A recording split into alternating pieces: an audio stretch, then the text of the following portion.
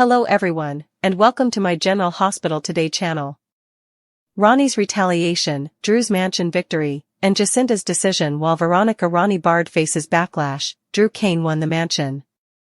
Since Jacinda Bracken also made a choice, here's how the drama-filled episode on Wednesday turned out. Before Nathan West showed up, Britt Westbourne had arguments with Elizabeth Baldwin at GH. Nathan said that Britt had been a problem when he was at Rocco Falconeri's dinner the other night. Britt wondered if she was just supposed to turn Rocco away when Nathan urged her to honor Lulu Spencer's wishes. Nathan walked off, making it clear that he did indeed anticipate Britt to do that. She informed Dante Falconeri at Lulu's house that Rocco had gone to dinner with Britt, Nathan, and Liesl Albrecht behind their backs. Lulu stressed the importance of letting Rocco come to them with this info, but Dante basically set a trap for Rocco when he appeared with Charlotte Cassadine. Charlotte lied that Rocco helped Cody Bell with something because Dante asked Rocco where he was that night. Rocco agreed with Charlotte's lie and acted as though it was fine because he enjoyed pitching in when Dante suggested that he call Cody so that Rocco could be compensated. Lulu yelled at Dante for approaching Charlotte and Rocco outside, but Dante was concerned about the danger because Britt was connected to the project of Caesar Faison. Since it was clear that Rocco's parents were aware of the dinner, Charlotte suggested on the porch that Rocco needed to change his strategy and tell the truth. Charlotte feared that Dante and Lulu would be distracted by Rocco's confession from the takedown plot against Professor Henry Hank Dalton that they were currently involved in. Curtis Ashford met Laura Collins at GH after his heated conversation with Isaiah Gannon and admitted that he could use a friend. Curtis informed Laura of the status of his divorce and Jordan Ashford's suspicions regarding Portia Robinson's pregnancy. Laura wondered if Curtis was willing to maintain their marriage because he wanted to do everything in his power to persuade Portia to have the child. Curtis opened up about his desire for both this child and a Jordan reunion after Laura had hinted that this would not be fair to the child. When Isaiah got done at work and went back to the cabin, he was surprised to find that Portia had left. Meanwhile, Portia met with Ava Jerome at the Metro Court Bar, where she pleaded for discretion and sought assistance for Trina Robinson's benefit. Portia explained the complexities of the situation after she admitted that she was divorcing Curtis. Ava was told by Portia that she was pregnant and didn't know who the father was because she had also been seeing Isaiah. Portia was going to wait until the first trimester to tell the bio dad after a paternity test, but she was worried that Jordan was already talking to Curtis. Portia was worried about what would happen to Trina, but Ava was willing to help both Trina and Portia get through the crisis. Curtis sneaked up on Portia when she was inside her office and asked if she was pregnant. At Crimson, Nina Reeves gave Jacinda a check, so Jacinda marveled over all the zeros. Drew showed up and inquired whether Nina was paying Jacinda to drug someone else. However, Nina insisted that the whole thing was about saving Willow Tate. Jacinda dropped the check in her purse and left moments later. Nina explained to Drew that thanks to her, Jacinda was no longer Michael Corinthos' alibi. Drew also had a plan to assist Willow in purchasing the Quartermaine mansion, which would send Michael off course and demonstrate his abilities. Jacinda then went to the Metro Court dining area to meet Michael. Jacinda offered to double Nina's offer after showing Michael the check and explaining Nina's situation. Michael, on the other hand, was aware that Jacinda possessed a need for trust that money could not buy. She supported their alliance because Michael treated Jacinda like a person rather than as someone who could help. Nina appeared uneasy because she saw Michael and Jacinda toasting by clinking their glasses together. Ronnie was determined to sell the house at the Quartermaine mansion, so Tracy Quartermaine persuaded her to sell it to Michael. Ronnie, on the other hand, stated that she had previously accepted an offer from a different buyer. Drew made it clear to Tracy, Olivia Quartermaine, and Ned Quartermaine when he strutted in that he had completed the purchase of the Quartermaine mansion. Ronnie gave the impression of being guilty as Tracy yelled at her for ignoring the duty Monica Quartermaine assigned to her. Because Ronnie had disgraced Monica with her actions, Tracy became enraged. Is Drew even competent to feel guilt? Drew is nothing more than a parody at this point in General Hospital. He is the worst kind of villain because he lacks any human qualities. We are aware of Sidwell's brutality, but at least his son reveals a more gentle side. We saw his humanity as he was horrified when he thought he might have caused Marco's death by torching Charlie's. With Drew, nothing exists. The man makes use of his 10-year-old daughter as a bargaining chip, makes threats against teenagers, and imprisons elderly women. That is the lowest you can get. Who exactly are we fooling? Of course, he can.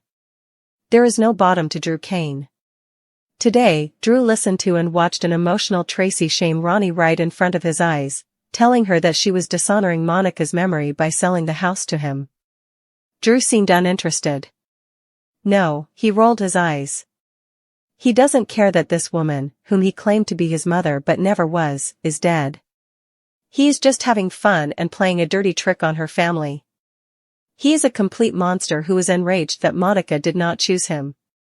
Drew is dishonoring Monica more than Ronnie is because he is taking pleasure in his actions, while Ronnie is torn apart. We are concerned that this character will never get his deserved retribution. Want more information? You are ours. The best comprehensive GH recaps can be found on Soap Central. You can even go back over 30 years and read each and every one of them. If you can't wait for the next episode, we also have spoilers for every day. And no matter what you do this weekend, don't forget to read the 2 scoops for some laughs. Hey, admit it, we're funny, in the closest thing we can get to being a watching party without actually being a show. The best part is that we want to know if you agree or disagree. As always, share your comments below. The air was thick with tension and unanswered questions as Port Charles braced itself for another day of reckoning. The long-guarded truth surrounding Drew Kane's shooting finally came to light, igniting a chain of explosive reactions that rippled through families, friendships, and fragile alliances. As revelations shattered old loyalties, Drew celebrated a hard-earned victory, while Veronica Ronnie Bard faced the fury of betrayal. At the same time, Jacinda Bracken stood at a moral crossroads that could redefine the balance of power in Port Charles forever. The episode began with an unassuming calm that belied the storm about to unfold. At General Hospital, Britt Westbourne and Elizabeth Baldwin's constant bickering filled the halls, masking deeper tensions brewing beneath the surface. Their verbal sparring was interrupted by Nathan West, who wasted no time reprimanding Britt for crossing boundaries with Rocco Falconeri. Britt's decision to attend Rocco's dinner had stirred emotions she thought were buried long ago, but Nathan made it clear, Lulu Spencer's rules were to be respected, no exceptions. As Nathan stormed away, Britt was left wrestling with her choices, questioning whether compassion or obedience mattered more in a world built on secrets. Meanwhile, Lulu's household became a battleground of truth and deception. When Dante Falconeri confronted Rocco about his secret dinner with Britt, the young boy faltered. With Charlotte Cassadine at his side, Rocco attempted to mask the truth, claiming he had been helping Cody Bell. Dante, skeptical yet careful, played along while silently vowing to uncover the truth. But as Lulu scolded Dante for setting traps rather than guiding their son, a more pressing issue emerged, the shadow of Britt's past and her connection to the nefarious Caesar Faison. Dante's instincts told him something larger was in motion, and Britt might unknowingly be a piece of the puzzle tied to the man who shot Drew. On the outskirts of town, Curtis Ashford found himself confiding in Laura Collins after a tense run-in with Isaiah Gannon. Curtis, burdened by his crumbling marriage and the uncertainty of Portia Robinson's pregnancy, sought clarity from Laura's steady wisdom. He admitted his heart was divided, he wanted to be there for the unborn child, yet he couldn't deny the lingering feelings he had for Jordan Ashford. Laura's compassion softened her words, but her message was firm: no child should be born into half-truths and divided love. The conversation left Curtis torn, his moral compass spinning wildly as he faced a future clouded by regret and responsibility. Across town, Portia's desperation led her to the Metro Court Bar, where Ava Jerome became her unlikely confidant. Over hushed tones and clinking glasses, Portia confessed the depth of her predicament, pregnant, uncertain of the father, and terrified that Jordan had already exposed her secret to Curtis. The emotional weight of her confession left Ava speechless for a moment, but as always, Ava found her footing in chaos. She offered her support, vowing to stand by Portia and Trina Robinson, no matter how the truth unraveled. Yet even Ava sensed that this storm would not end quietly, in Port Charles, secrets had a way of dragging everyone into the undertow. The drama then shifted to Crimson, where Nina Reeves and Jacinda Bracken's uneasy alliance teetered on the edge of implosion. Nina, with her characteristic blend of desperation and determination, handed Jacinda a check so large it made her breath catch. Drew Kane's timely arrival only fueled the tension. His suspicion was immediate: was Nina paying Jacinda to manipulate someone again? Nina countered defensively, insisting her actions were driven by love and the desire to save Willow Tate. Jacinda, ever the opportunist but not entirely heartless, pocketed the check and left, her conscience warring with her ambition.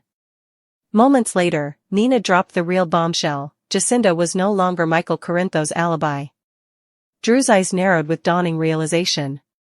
The pieces were starting to align: money, manipulation, and the sudden resurgence of old enemies. But Drew wasn't about to play defense anymore. He had his own plan, buying the Quartermaine mansion, not just as a power move, but as a declaration.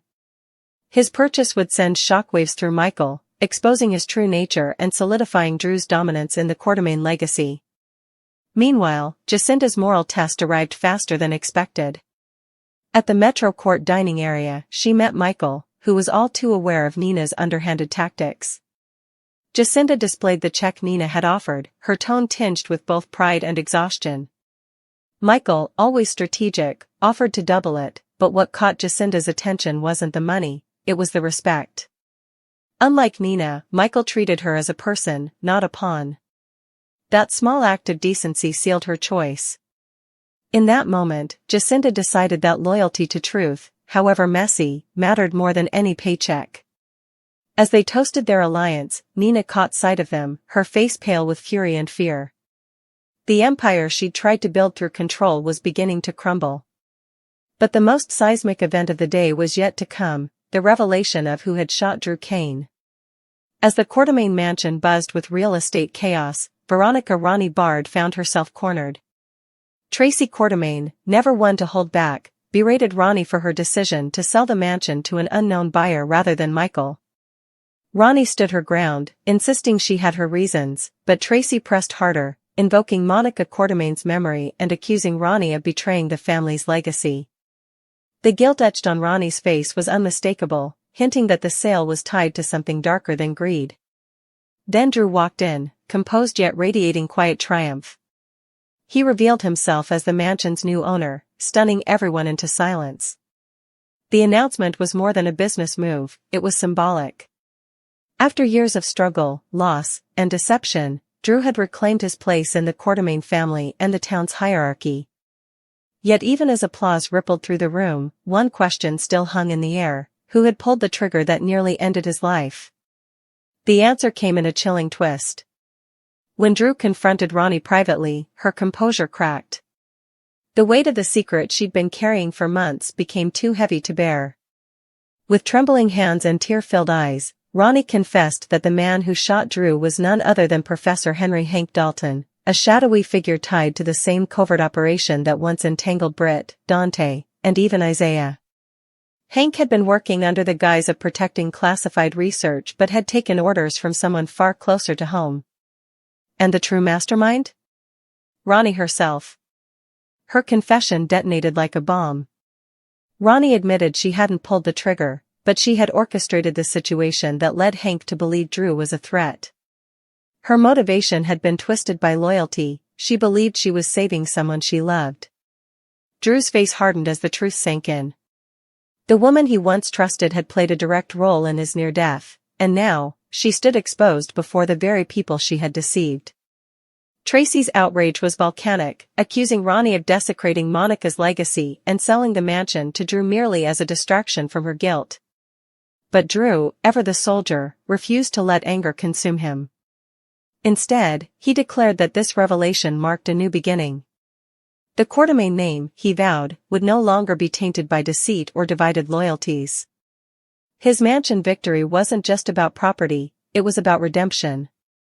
As Ronnie faced the inevitable fallout, ostracized, broken, and branded a traitor, Jacinda watched from afar, haunted by her own moral crossroads.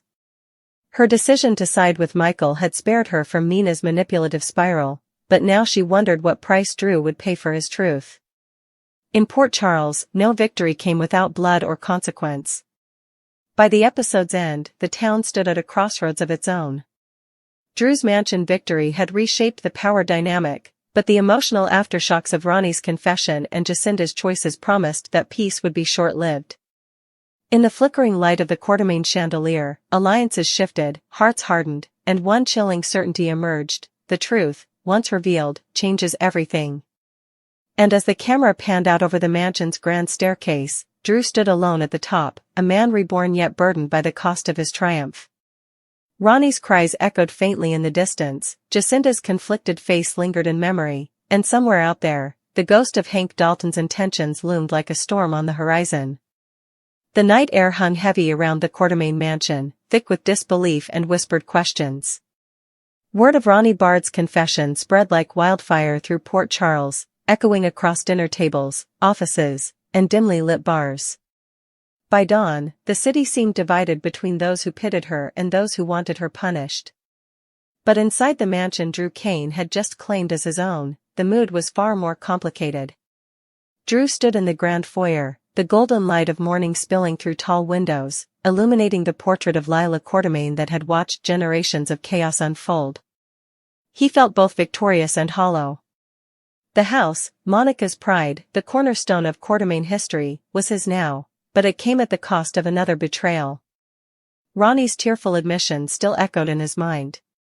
"You don't understand," she had pleaded, her voice breaking. "Hank wasn't supposed to kill you. He was supposed to scare you, make you back off the investigation. I never wanted blood on my hands." But Drew had understood all too well. The moment Ronnie admitted to setting him up, everything that had never quite made sense, the anonymous warnings, the missing files, the half-truths whispered in GH hallways, snapped into sharp, painful focus. She had been the ghost haunting his every step. As Drew poured himself a cup of black coffee, Olivia Quartermaine appeared in the doorway, her face drawn and weary. "Tracy's not calming down," she said softly. "She's calling every board member she can find, trying to make sure Ronnie never sets foot in this house again." "She won't," Drew replied quietly. "But she deserves to face this herself. No running, no hiding behind excuses."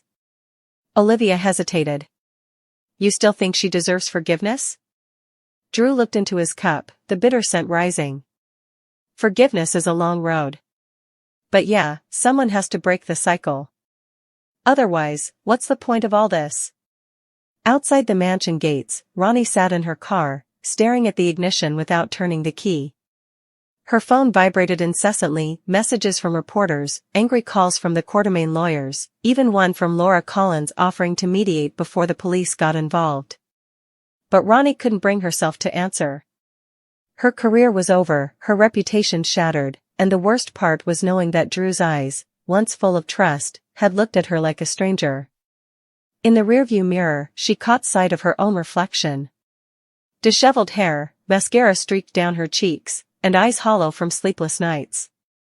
The woman staring back wasn't the confident Veronica Bard who had once managed Quartermaine affairs with grace and authority. This was someone else entirely, someone undone by guilt. She whispered into the silence, "I didn't mean for it to go this far." But even she didn't believe herself anymore. The city reacts. At GH, the revelation of Drew's shooter hit like an earthquake. Elizabeth Baldwin discussed it in hushed tones with Britt Westbourne, both women shocked to learn that the shadowy Professor Hank Dalton was responsible.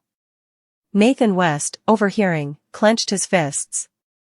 "If Hank was still alive, I'd drag him in myself," he muttered. "That man caused enough pain to the city already." Elsewhere, Dante Falconeri received the official report from the PCPD confirming Hank's death months earlier, leaving Ronnie the sole surviving orchestrator. Lulu listened from the doorway, her arms folded protectively. "You think she'll turn herself in?" she asked. "She doesn't have a choice," Dante replied. "And if she doesn't, I'll bring her in myself." Across town, Portia Robinson sat in her office, reading the morning headlines flashing across her phone. "Ronnie Bard confesses, Hank Dalton named as Drew Cain's shooter." The words made her stomach twist. The city was unraveling, piece by piece, and her own life wasn't far behind. Her pregnancy secret, her divorce from Curtis, her entanglement with Isaiah, all of it threatened to explode in the same way. When Curtis appeared at her doorway, she didn't even look up. "You've seen it, haven't you?" He nodded. "It's all over the news. But that's not why I'm here." She met his eyes, bracing herself. "I need to know the truth, Portia," he said quietly. "Are you carrying my child, or Isaiah's?" Her breath caught. The walls of professionalism crumbled around her as tears welled up.